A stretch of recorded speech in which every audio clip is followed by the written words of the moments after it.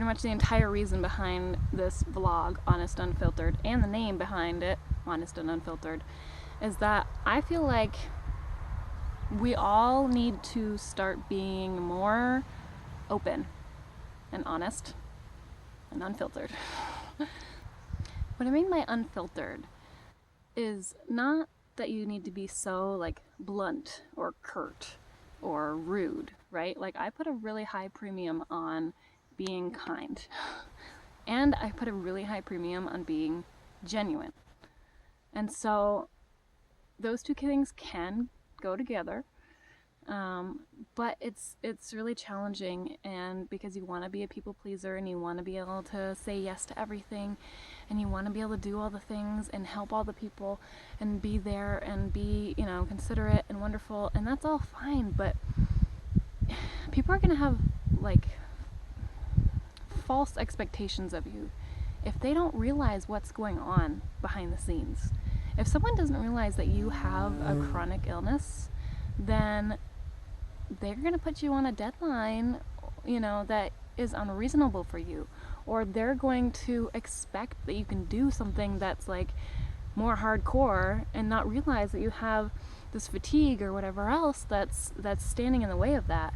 If you're not open about it and honest about it, then people aren't going to understand when you cancel or when you fail at something, and they have these expectations, and you might even have these expectations of yourself, and then you can't do them because you're not being completely honest with yourself.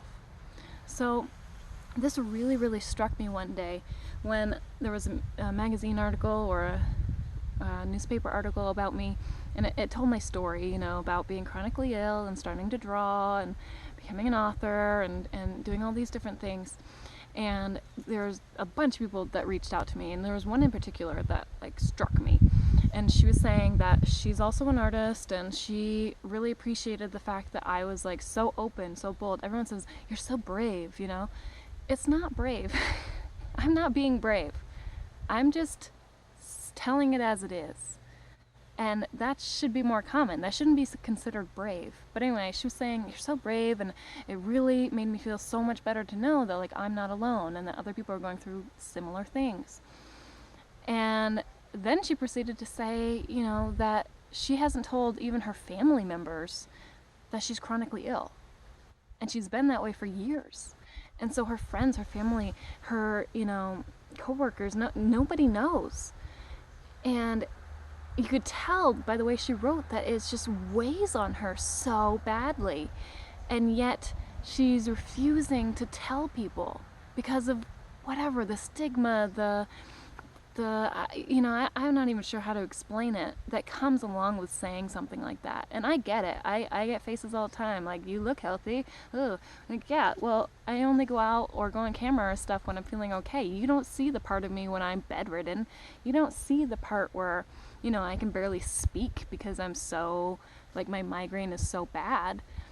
So it's a challenge. Chronic illness is a challenge because people, if you're sick for like a week or two with the flu or something, people understand that. They can get that. They can get behind that.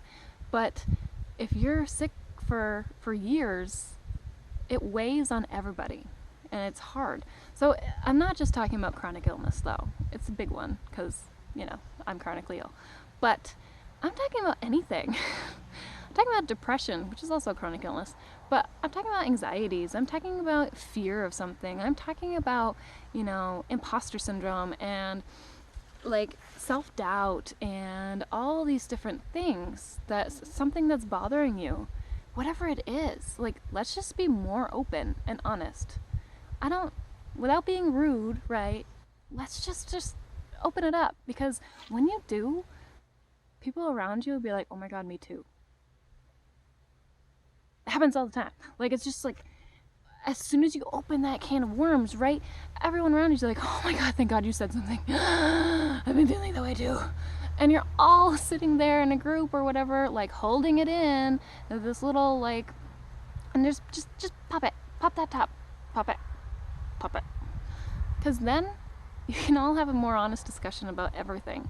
And it really makes you connect more deeply with the people around you.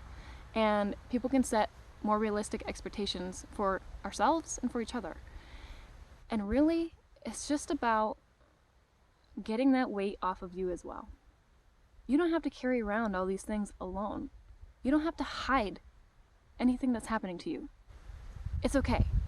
You are not alone, no matter what you are going through. There's other people out there feeling the same way, doing the same things, whatever.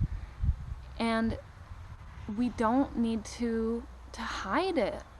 It takes so much energy, and it drains you so much to hide some of these things when it's unnecessary.